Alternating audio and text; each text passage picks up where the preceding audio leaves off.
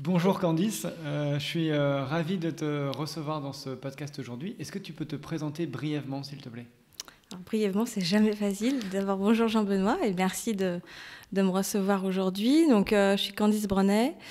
Je suis directrice de l'investissement responsable et du développement durable d'Ardian depuis 2008. J'ai monté ce programme progressivement depuis mon arrivée chez Ardian, après un début de carrière dans l'industrie financière, toujours sur les actifs alternatifs, mais je me suis rapprochée de l'économie réelle, on va dire.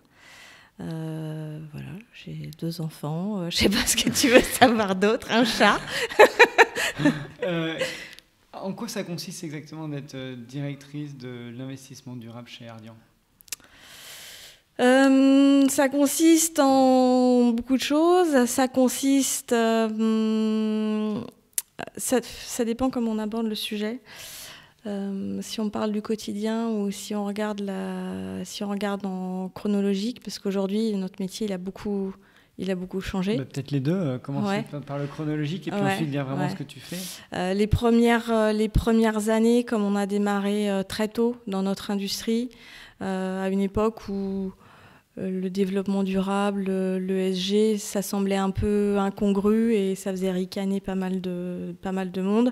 Il y a eu une phase assez importante d'éducation, de sensibilisation, de décodage, parce qu'il y a beaucoup de jargon sur ces sujets-là, alors qu'en fait on parle de sujets très très concrets, hein. On parle des conditions de travail, on parle de la continuité des approvisionnements, des économies d'énergie, de la réduction des déchets, donc des choses que tout le monde comprend.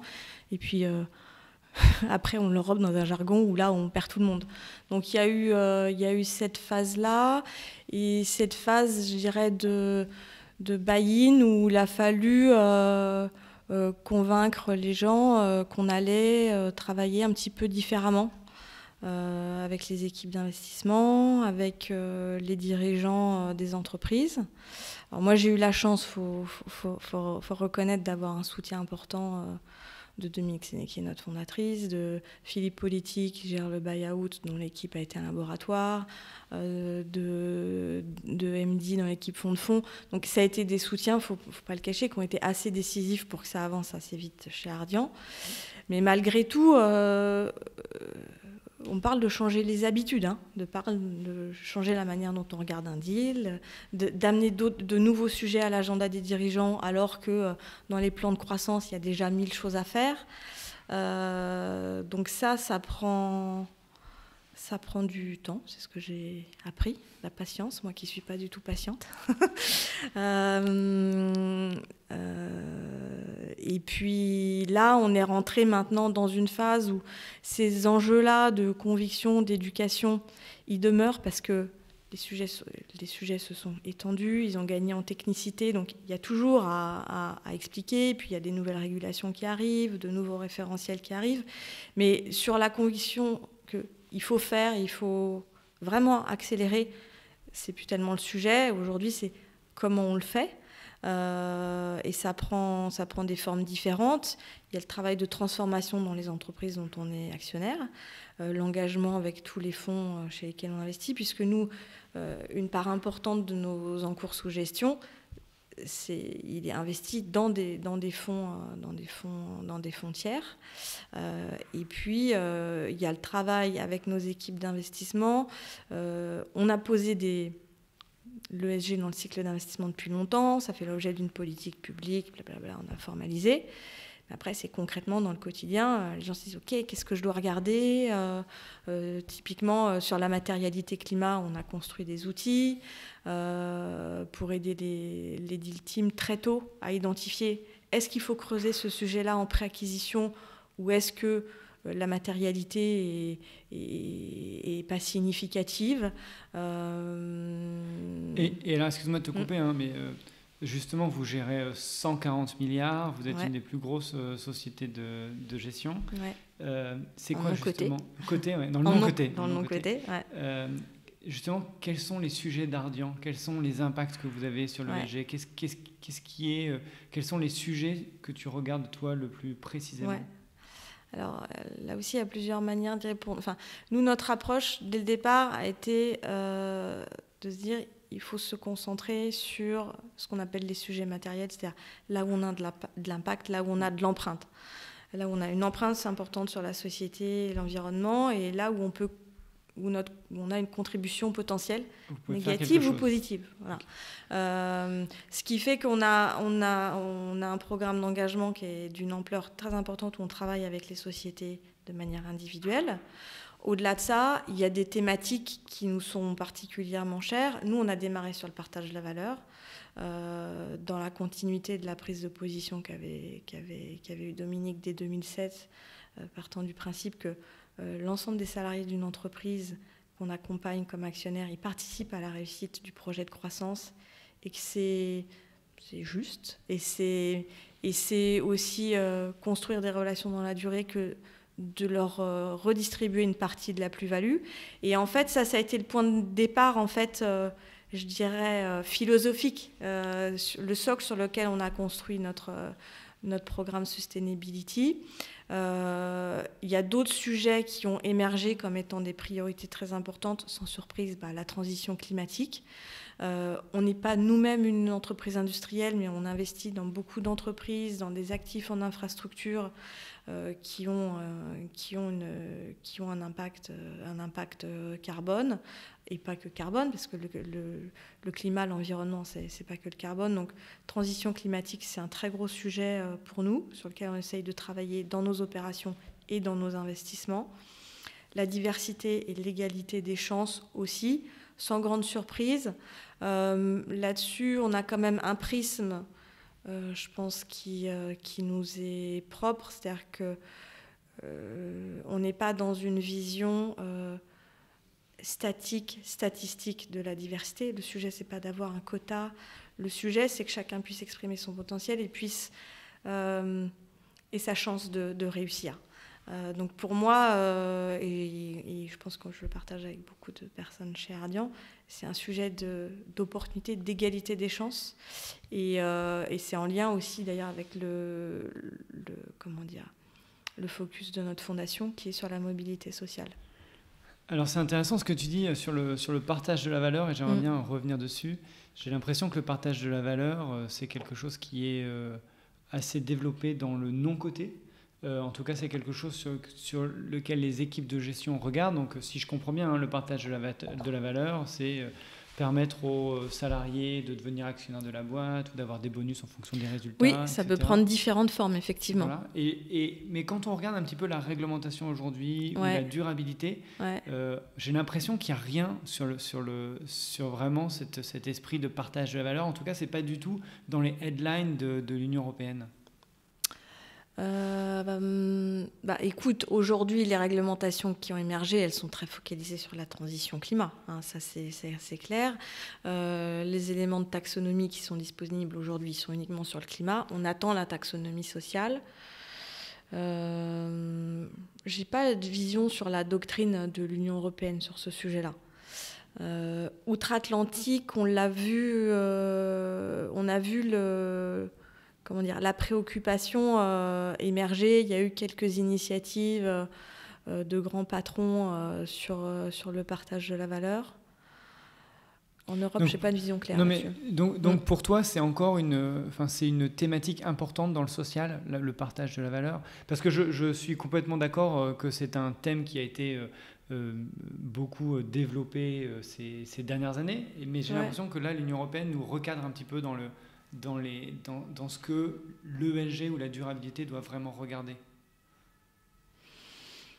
Je pense que l'Union européenne, avec les réglementations SFDR, la Taxo et CSRD qui vont arriver, je pense qu'elle cherche à orienter des flux de capitaux vers des actifs durables, mais il y a aussi un enjeu de clarification, d'assainissement aussi du discours autour du développement durable qui est nécessaire.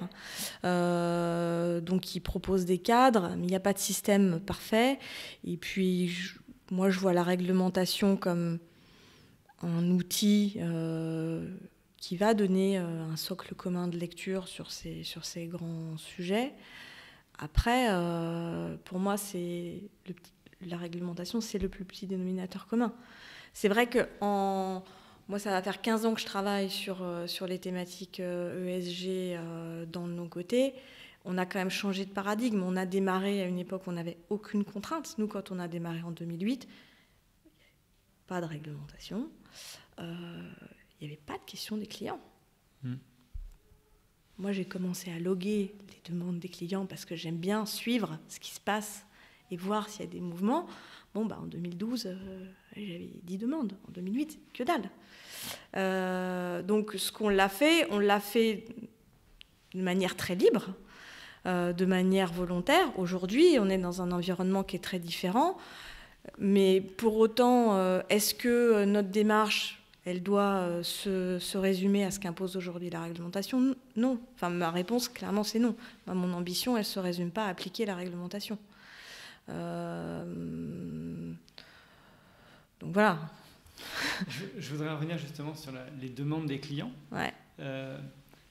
Et donc là, toi qui suis tout ça, tu vas pouvoir me répondre. Mais pour certains investisseurs institutionnels et des grands, on va dire les étatiques, peut-être presque par exemple pour le European Investment Fund, donc le Fonds européen d'investissement, j'ai l'impression maintenant que finalement les questions en lien avec l'ESG et en lien avec l'impact et en lien avec la taxonomie et comment tout ça s'englobe par rapport à la transition, ça devient pratiquement 50% de leurs questions, ouais. alors qu'avant c'était performance, défaut, risque, etc. Ouais, non, c'est vrai qu'on a vécu un shift majeur. Nous, on le voit, les questions, quand on a démarré, enfin, les premières questions des clients qu'on a eues, c'était d'abord géographiquement très concentré, les Français, un peu les Hollandais, les Nordiques. Ça s'est répandu en Europe. Aujourd'hui, les Allemands regardent énormément le sujet, posent des questions très approfondies. Sur l'ESG, tu veux dire ? Oui, sur l'ESG. En Amérique du Nord, ça a beaucoup bougé au cours des 3 dernières années. Donc ça, c'est le premier élément. Et c'est vrai que la nature des questionnements a aussi beaucoup changé. On est passé de questions assez globales sur des questions d'engagement, de politique. Est-ce que vous avez une politique? Est-ce que vous appliquez tel principe? Blablabla. À aujourd'hui, comment ça impacte votre prise de décision d'investissement? Du coup, votre univers d'investissement et l'exposition du portefeuille dans lequel on va aller. C'est super votre programme d'engagement, mais comment vous mesurez les changements? C'est quoi vraiment votre impact?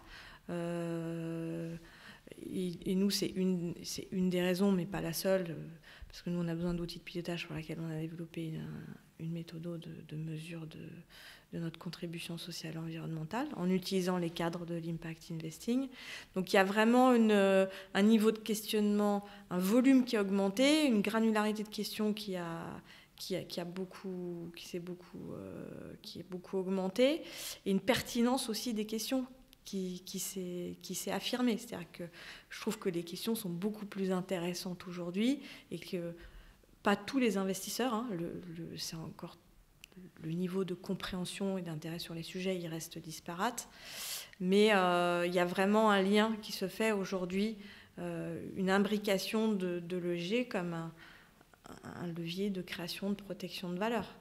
Et on parlait la semaine dernière avec notre équipe relations investisseurs. Eux, ils évaluent grosso modo que dans les questionnaires de due deal qu'ils reçoivent, 25 à 30% aujourd'hui, c'est l'ESG.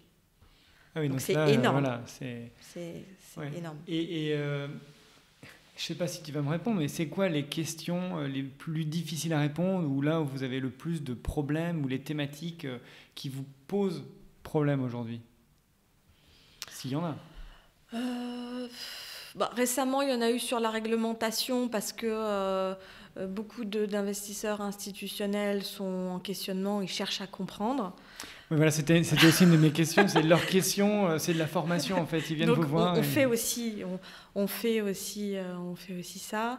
Je dirais que c'est sur ce sujet-là qu'on s'est pas mal gratté la tête, alors que nous-mêmes, on est dans la phase de décryptage et de compréhension des impacts opérationnels de ces réglementations sur notre activité.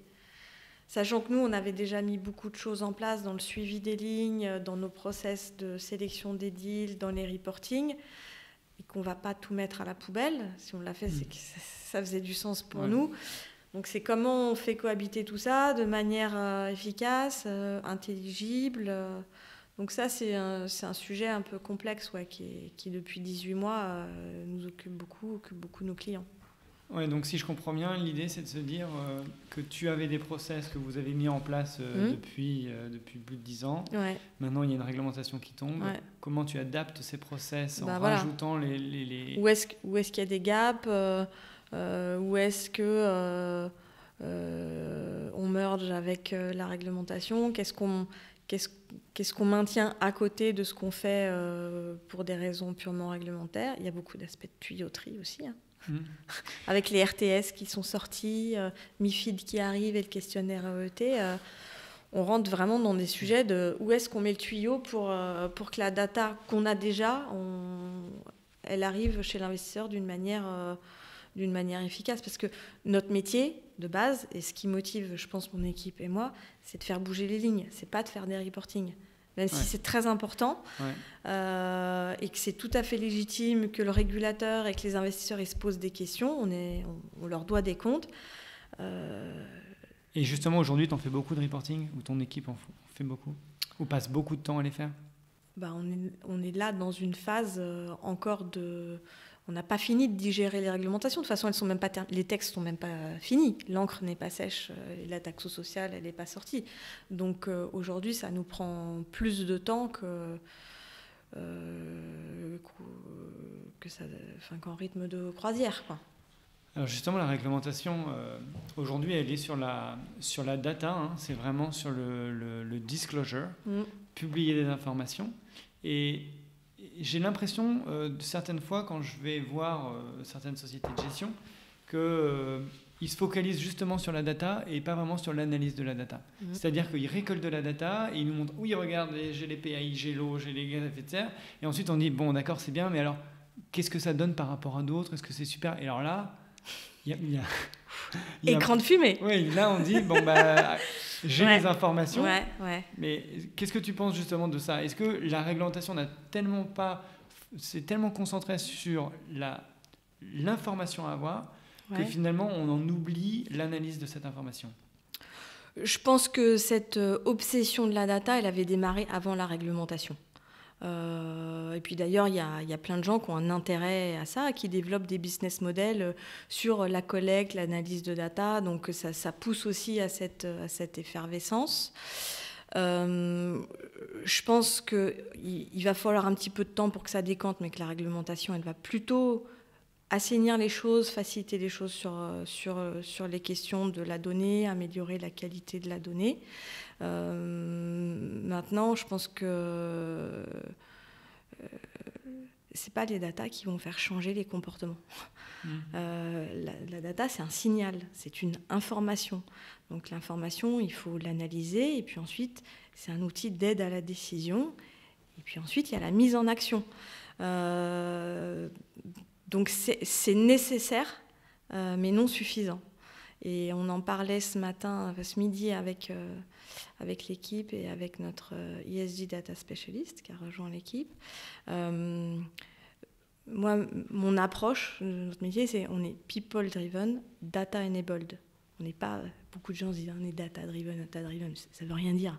Tu as des tonnes de data, t'en fais rien.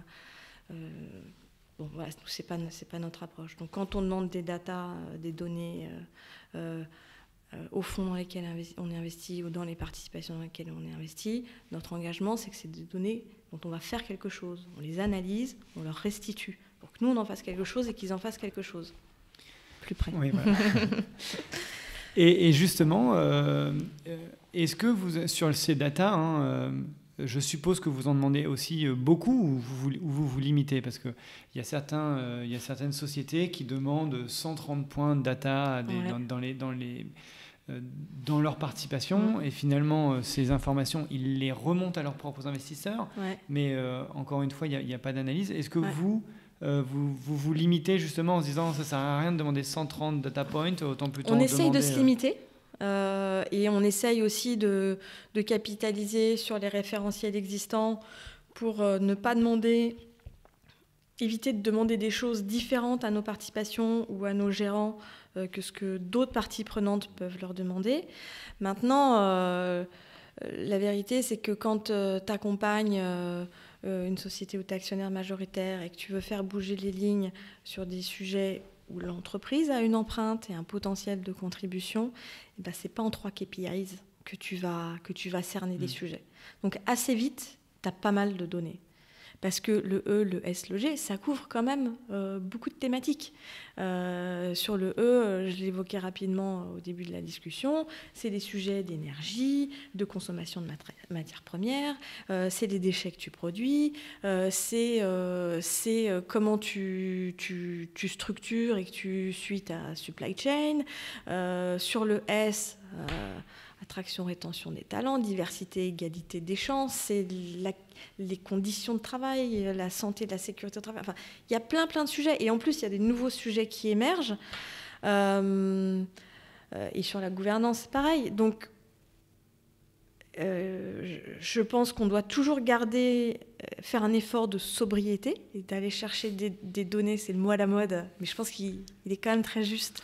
On doit être discipliné. Demander des infos qui sont utiles, dont on fait quelque chose et dont les participations vont aussi faire quelque chose. Oui, parce que c'est ça la question, c'est quand tu récupères toute cette série d'informations, vous, c'est parce que vous avez entre guillemets la chance d'être dans le non-côté et donc d'avoir une réelle influence sur vos participations. Vous êtes majoritaire, donc vous êtes l'actionnaire, donc c'est un petit peu vous le chef.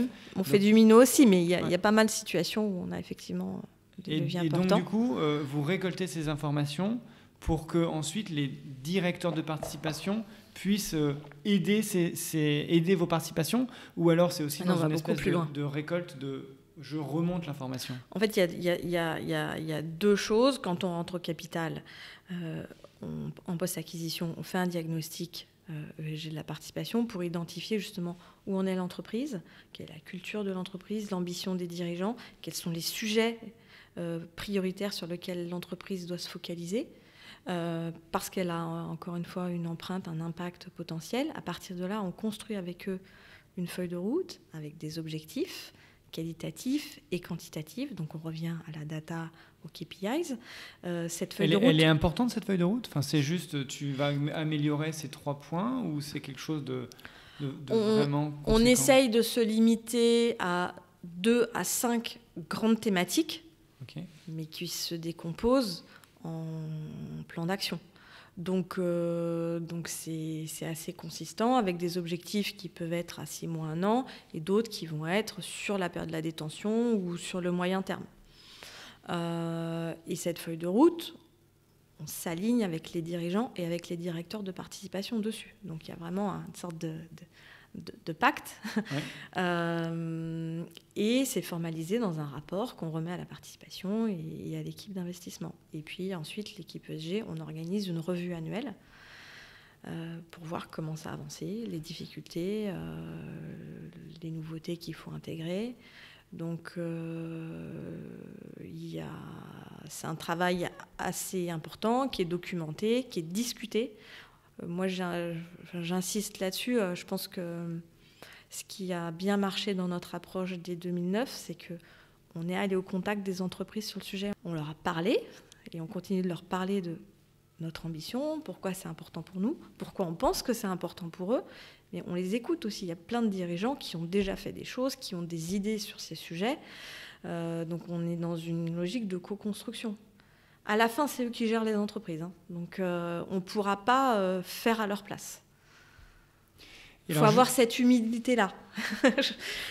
Même si ce n'est pas une manière de se dédouaner de notre responsabilité d'actionnaire, mais il faut aussi être lucide. Et ça veut dire aussi que dans la manière d'aborder les dirigeants, on est en mode, on est des partenaires. Et alors, je voudrais revenir justement sur votre rôle. Quand tu dis il y a les directeurs de participation qui vont suivre la société, et ensuite il y a l'équipe ESG qui annuellement ou semestriellement va suivre cette feuille de route. Je me pose la question, qu'est-ce que justement tu penses de cette ségrégation entre les directeurs de participation qui suivent aussi la concurrence, la stratégie de la société, etc. Ouais. Et puis l'équipe ESG qui vont suivre que, on va dire, l'extra-financier. Mais à partir de quand finalement les directeurs de participation vont prendre finalement en charge cette casquette ESG et est-ce que tu penses qu'un jour, il n'y aura plus d'équipe ESG pour suivre justement simplement cette feuille de route, par exemple? Ce n'est pas que ce que vous faites. Alors, je ne parlerai pas de ségrégation, parce que nous, on a toujours travaillé main dans la main avec les équipes d'investissement. On essaye vraiment, et d'ailleurs, dans l'équipe, on est maintenant une dizaine de personnes. Il y a des spécialistes produits dans l'équipe ESG qui sont leads sur les programmes d'engagement. Parce que c'est important que l'équipe d'investissement, elle ait une personne identifiée à qui elle peut parler et que dans l'équipe ESG, on puisse construire une bonne connaissance des portefeuilles, une bonne connaissance des équipes. Et je pense que c'est en travaillant dans cette proximité-là que nous, on peut apporter des solutions qui marchent. Je ne parlerai pas de ségrégation, ça ne s'applique pas à notre modèle. Et on est dans un effort constant de faire monter le niveau de compréhension, de connaissance de nos équipes sur les sujets. Maintenant, l'idée qu'un jour on n'aura plus besoin d'équipe ESG, c'est un truc, finalement, ça fait 15 ans qu'on se pose cette question-là et qu'on se dit qu'il faut que ça s'intègre au métier. Et on a entendu des responsables de développement durable dire j'aurais réussi quand on aura supprimé mon job. Je ne crois pas du tout. Je ne crois pas du tout parce que ce qu'on observe aujourd'hui, c'est qu'il y a constamment de nouveaux sujets qui émergent. La profondeur des sujets, encore une fois, elle ne fait que commenter leur technicité. Moi, aujourd'hui, j'intègre des ingénieurs dans mon équipe. Je viens de recruter une fille qui a fait AgroParisTech. Les enjeux du carbone, du climat, on n'est pas au bout de leur compréhension, de leur formalisation, de leur comptabilité. Donc tout ça, ça demande du temps, ça demande de l'intelligence, une forme de spécialisation. Donc je pense qu'il faut continuer à faire monter le niveau de compétence des équipes, leur donner les outils, les cadres analytiques pour qu'ils intègrent l'ESG à leur pratique d'investissement au quotidien. C'est ce qu'on essaye de faire. Mais en même temps, on aura toujours besoin d'une équipe ESG qui a une expertise pointue, qui peut intervenir sur un besoin spécifique d'une participation ou d'une équipe. Et puis, on est aussi des poils à gratter. C'est ça notre métier. Hein, c'est secouer le cocotier. On va un peu changer les habitudes. Ça, on peut le faire comme ci, comme ça, machin. On va changer des habitudes dans nos manières de travailler. Donc ça, Vous allez changer des habitudes dans vos manières de travailler dans les nôtres ou dans celles des dirigeants. Pour aussi, c'était aussi pour l'investissement, par exemple. Et donc ça, on a besoin... Ça nécessite d'avoir des gens qui sont, d'une certaine manière, un peu en dehors. Le fait qu'on ne soit pas dans l'équipe d'investissement nous garde cette fraîcheur, cette marge de manœuvre. Et j'ai des profils un peu différents de ceux qui sont en équipe d'investissement. J'ai des gens qui sont très animés par leur mission. Alors... J'aimerais bien qu'on parle un petit peu du climat. J'ai plusieurs questions à te poser, mais j'ai récemment discuté avec une responsable ESG qui me disait mais ça me rend vraiment triste de voir venir les directeurs de participation qui m'apportent des deals. Et par exemple, ça va être un investissement dans de l'infra, dans un aéroport, etc.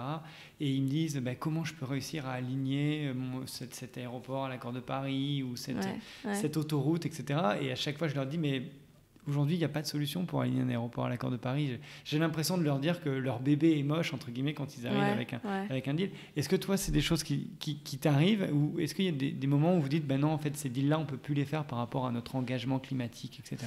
Alors, il y a effectivement des opportunités d'investissement qu'on a écartées ces dernières années. Et le champ, il a augmenté. En parallèle, il y a de nouveaux business models qui ont émergé, des entreprises qui sont des enablers de la transition. Donc, le champ se restreint d'un côté, il s'élargit de l'autre. Nous, on est un investisseur de moyen long terme. Je pense que une de nos raisons d'être, c'est d'accompagner la transformation d'un large panel d'entreprises et d'actifs. Je pense qu'on a le temps pour nous. Et je pense que par rapport à des investisseurs sur les marchés cotés, c'est là où on peut faire une vraie différence. Donc, c'est important. Je pense qu'il y a à la fois des choses sur lesquelles, oui, on sait qu'on n'y arrivera pas, mais il y a quand même beaucoup d'activités qui ont besoin de travailler, de se transformer pour rejoindre la trajectoire Accord de Paris. Et puis, il va encore y avoir de l'innovation technologique. Moi, je suis peut-être trop optimiste, mais je pense qu'il faut être optimiste dans mon métier, parce que sinon... Alors, justement, je voudrais savoir un petit peu que tu me dises un petit peu si tu y crois ou pas. Tu parlais d'optimisme. J'ai entendu Monsieur Jean Covici, il n'y a pas longtemps, dire moi, je suis un optimiste dans l'action, mais je suis un pessimiste dans l'analyse. Ouais. Est-ce que... je ne sais pas si d'ailleurs tu es libre de pouvoir dire si tu y crois ou tu y crois pas, ou si jamais tu n'y croyais pas, en te disant non, je pense que c'est impossible qu'on arrive à une trajectoire 1,5. Parce que tu calcules les températures de tes portefeuilles, tu vois potentiellement la difficulté que c'est de diminuer. Est-ce que tu penses que d'ici 8 ans, on aura réussi à diminuer de 50% en horizon 2030 et puis qu'on arrive à la neutralité en 2050 ? J'ai pas la réponse à cette question-là. Par contre, ce que je sais, c'est qu'on n'a pas d'autre choix que d'essayer. Donc, voilà. C'est sans doute pas assez fort, pas assez vite, mais voilà, il faut quand même essayer. Et alors justement, aujourd'hui, dans l'alignement des portefeuilles à une trajectoire de neutralité carbone, où vous en êtes, ou où tu en es, est-ce que vous en êtes à réfléchir justement à quel est le bon modèle, comment faire, est-ce que vous calculez déjà la température de vos portefeuilles En fait, d'abord, tu le sais, on est un multi-asset manager du non-coté, donc on a des métiers assez différents. Il y a plusieurs volets sur cette transition climatique. Il y a d'abord la décarbonation de nos portefeuilles, qu'on a engagé depuis plusieurs années sur les activités où il y avait la plus forte matérialité. Donc les infras, là on a avancé sur le real estate. En parallèle, d'autres actions qui ont été lancées dans le reste des portefeuilles. Mais sur ces activités-là, on a des trajectoires carbone, on sait quel est le gap, quand il y en a encore. Il y a un autre volet qui est d'investir dans la transition énergétique. Donc tu as peut-être vu qu'on a lancé un fonds Clean Hydrogen. Il y aura d'autres développements d'activités où on va financer directement des activités de transition. Puis le dernier aspect, c'est de travailler de manière systémique avec nos industries, avec nos pairs, pour faire émerger une compréhension commune des sujets et des consensus sur les leviers d'action et se donner des objectifs. C'est le sens de notre engagement au One Planet Summit avec les fonds souverains. C'est pour ça qu'on a rejoint la TCFD, qu'en 2015, on avait participé à lancer l'initiative Climat, qui est maintenant portée par les PRI. Donc il y a différents leviers d'action. Et puis l'année prochaine, je pense qu'on publiera notre stratégie climat globale qui couvrira vraiment l'ensemble de nos activités. Alors, je sais bien que la première chose à faire, c'est de mesurer, ensuite c'est de réduire. Ouais. Et est-ce que vous pensez déjà qu'il va falloir compenser d'une certaine manière, ou est-ce que vous réfléchissez à une façon de compenser les émissions qui sont émises par vos portefeuilles ? Il faudra compenser, mais on sait très bien qu'il n'y a pas assez de place sur Terre pour planter les arbres qui suffiront à la compensation. Et c'est le sens des guidance qui ont été émises par SBTI, notamment pour limiter la compensation à une part marginale des émissions. Le sujet, c'est d'émettre moins de carbone dans l'air. Donc l'enjeu prioritaire, c'est de réduire les émissions. tout à l'heure, on parlait un petit peu des questions des investisseurs. Le thème un petit peu émergent ou qu'on voit un petit peu émerger, c'est la biodiversité. Ouais. Est-ce que vous avez des questions dans ce sens? Est-ce qu'on vous challenge un petit peu? Est-ce que vous réfléchissez à un produit spécial biodiversité? Comment vous raisonnez un petit peu sur cette thématique? Nous, c'est un sujet sur lequel on a commencé à réfléchir, à identifier dans nos portefeuilles où est-ce qu'on a des empreintes et comment l'améliorer. Mais c'est un sujet qu'on voit peu aujourd'hui du côté des investisseurs. Alors là, je passe peut-être du coq à l'âne, mais le gros sujet de l'ESMA en ce moment, c'est les fees. C'est le suivi des frais, vérifier que les asset managers ne fassent pas des doubles comptabilités, etc. Et j'avais une question là-dessus. Est-ce que tu penses que la prise en compte de la durabilité ou la prise en compte de l'ESG ou tout ce travail d'analyse finalement sur l'ESG a un coût? Est-ce que tu penses finalement que ça serait légitime de facturer un petit peu plus aux investisseurs dans la mesure où il y a beaucoup plus de due diligence, il y a des équipes qui sont agrandies peut-être, etc. Est-ce qu'il faut le facturer aux investisseurs? Je ne sais pas, je n'ai pas d'avis là-dessus. Ce qui est sûr, c'est qu'il y a des investissements importants à faire. Je pense que tout le monde n'a pas encore compris ça. Et d'ailleurs, tout le brouhaha qu'il y a autour de la donnée, ça entretient un peu ce mythe que l'ESG, ça va être un quick win, ça va être facile. On va vous faire ça en 2 temps, 3 mouvements. Mais non. Je crois qu'il faut sortir de ce mythe-là. Pour les raisons que j'évoquais tout à l'heure, la technicité des sujets, leur ampleur, il faut investir du temps, il faut investir de l'intelligence, il faut investir dans les outils. Après, tout ça, je le vois comme un investissement parce que ça permet de faire de meilleurs investissements, ça permet de créer de la valeur aussi financière dans les portefeuilles, de faire de la protection de valeur. C'est toujours difficile de mesurer les bénéfices immatériels, mais on voit bien qu'aujourd'hui, on ne peut plus raisonner uniquement en termes monétaires. La disparition des forêts, la raréfaction de l'eau. Jusqu'à maintenant, on ne se posait pas la question de le monétiser. Voilà, on est en train de regarder les sujets différemment. Donc, investir dans la capacité ESG quand on est une société de gestion, il y a des bénéfices au bout, qu'on n'arrive pas encore toujours à chiffrer. Mais on n'est qu'au début. Et est-ce que tu penses que, maintenant c'est une question peut-être un petit peu plus personnelle, mais est-ce que tu penses que toi, Candice, tu peux avoir un impact ou que tu peux orienter une société comme Ardian? Est-ce que tu peux orienter les 141 milliards d'une façon ou d'une autre à prendre en compte quelque chose de particulier? Est-ce que l'équipe ESG, par exemple, je ne sais pas, tu peux nous dire peut-être ce qui t'anime en particulier tu m'avais dit qu'il y a une partie du social qui te parlait particulièrement. Ouais. Je voudrais bien t'entendre un petit peu là-dessus par rapport à toi, ton impact au sein d'Ardian par rapport au gros sujet. Je reviens sur cette histoire de poil à gratter.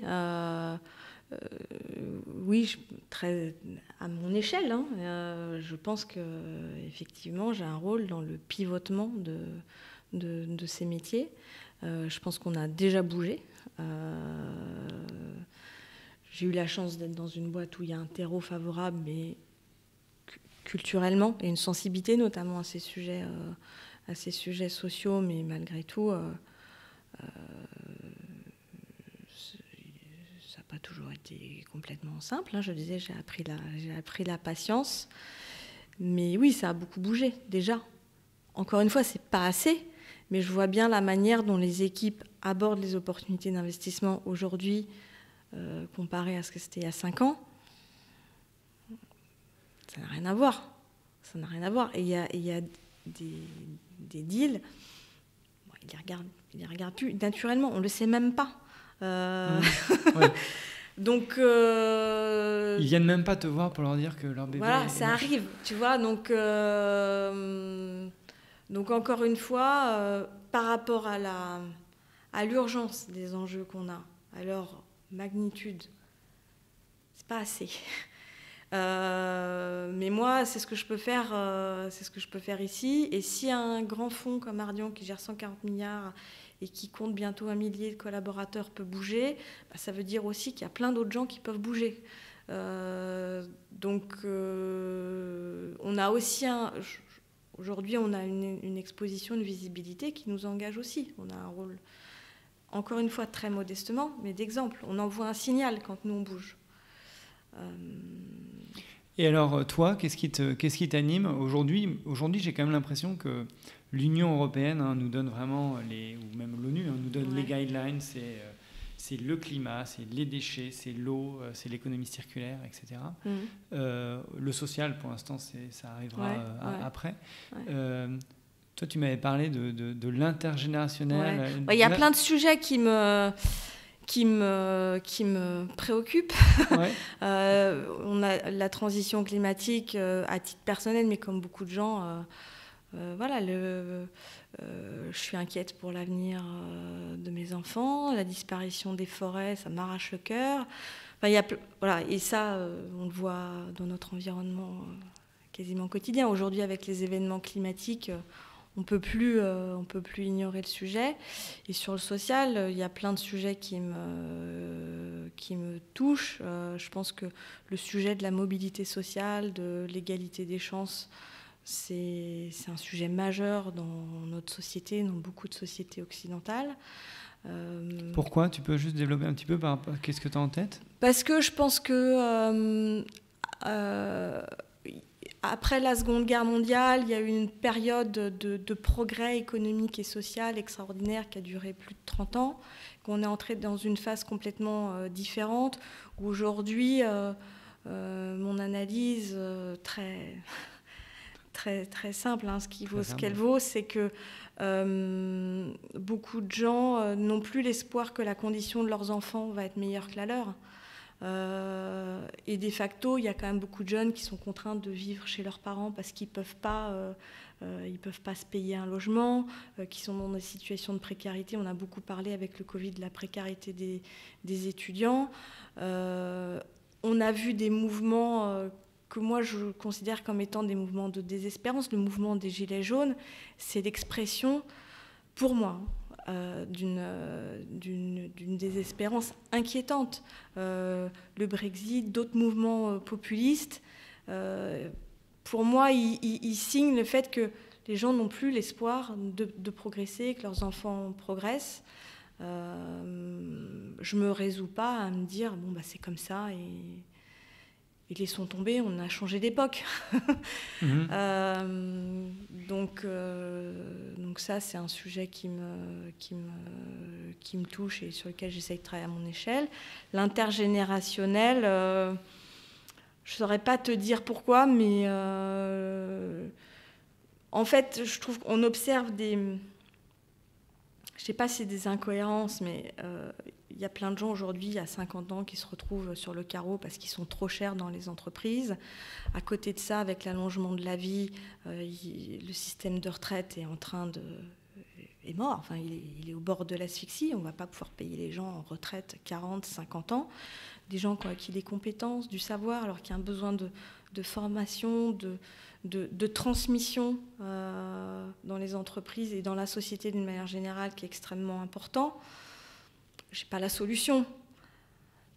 Mais je me dis, il y a quand même quelque chose à faire. Aujourd'hui, on parle beaucoup de diversité et d'inclusion.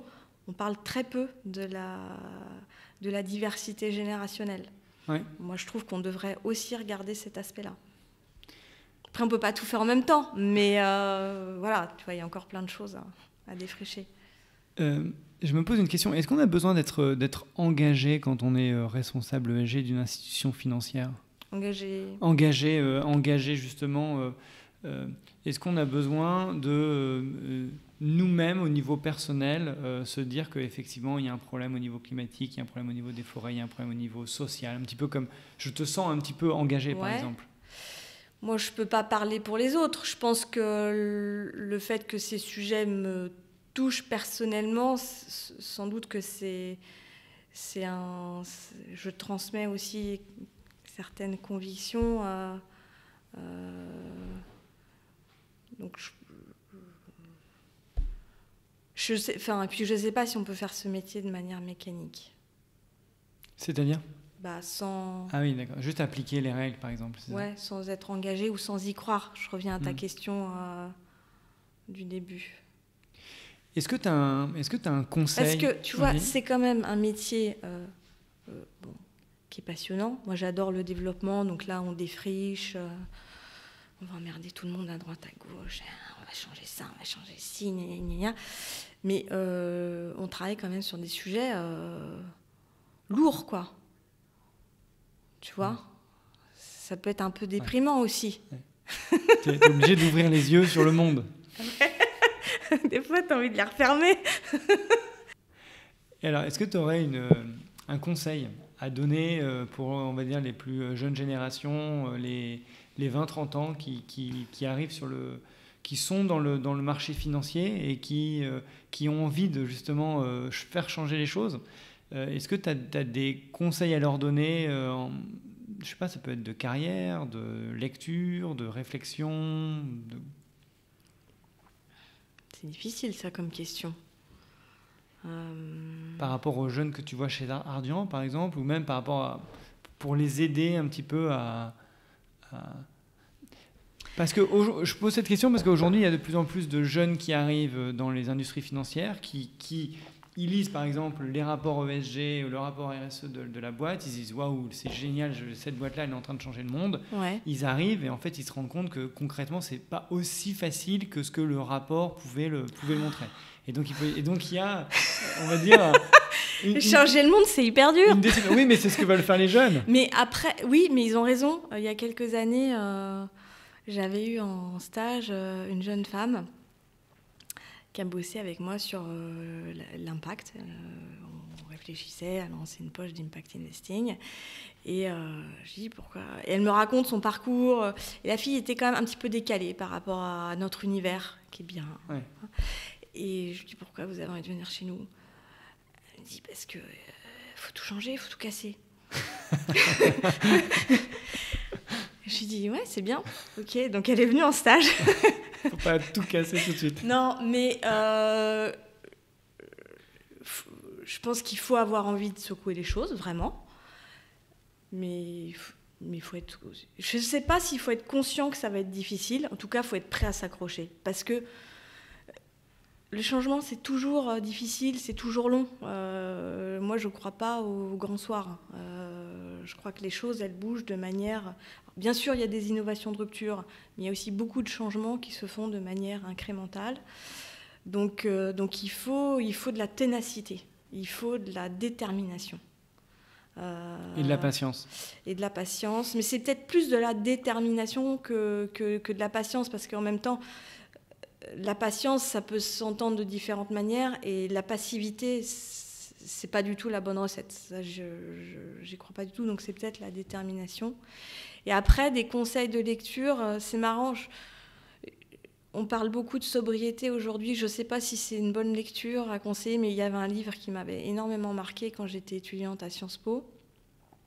C'était un prof d'éco qui nous avait fait lire ça quand j'avais démarré l'éco en première année, et qui nous avait fait lire Âge de pierre, âge d'abondance de Marshall Salins, qui est un anthropologue. Et ça m'avait vraiment...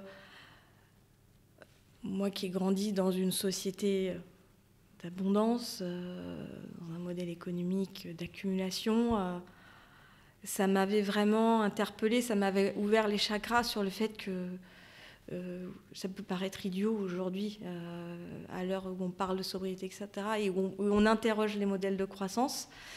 Mais ça m'avait ouvert les chakras sur le fait qu'il y a d'autres modèles. Je ne dis pas que revenir à l'âge de pierre, c'est souhaitable.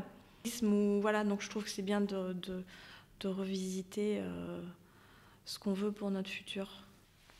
Quand on a préparé le podcast, tu m'as parlé un petit peu de la conception de l'homme prédateur, etc., de cette philosophie. Est-ce que tu peux juste développer un petit peu? Je trouve ça assez intéressant. Ouais, c'est un sujet... En fait, je trouve qu'on est dans un moment où il y a beaucoup d'anxiété autour de la transition qu'on vit, des urgences climatiques, la disparition de la biodiversité, etc., qui sont qui sont reliées à l'action de l'homme sur son environnement. Donc on a parlé de l'Anthropocène, l'homme qui est devenu une force, qui a une empreinte telle sur la Terre qu'il est devenu une force géologique mais destructrice. On a vu le bouquin Homo sapiens qui présente l'homme comme un prédateur. Et je partage pas cette vision, je souscris pas à cette vision noire de l'humanité. Il y a des choses, je dis pas que tout ce que fait l'homme est bien. Il y a plein de choses qui sont à questionner. Encore une fois, il faut qu'on change beaucoup de choses. Mais je pense que l'homme aujourd'hui, il est et le problème et la solution. L'histoire de l'humanité, elle a aussi montré la résilience de l'humanité, sa capacité de création, d'innovation, sa capacité de dépassement. Je trouve qu'il ne faut pas oublier ce volet-là de l'humanité. Pour moi, en tout cas, c'est une source d'optimisme dans le métier que je fais. Et je crois que c'est important parce que ce n'est pas le pessimisme et ce n'est pas le cynisme qui font avancer les choses. Donc voilà, je trouve que c'est important pour moi en tout cas, de garder une vision un petit peu plus complète, un peu plus complexe peut-être, des potentialités de l'homme, avec un grand H. Super, on va terminer là-dessus. Merci beaucoup Candice d'avoir accepté ton invitation, de m'avoir reçu ici et à très bientôt. Bonne continuation. Merci.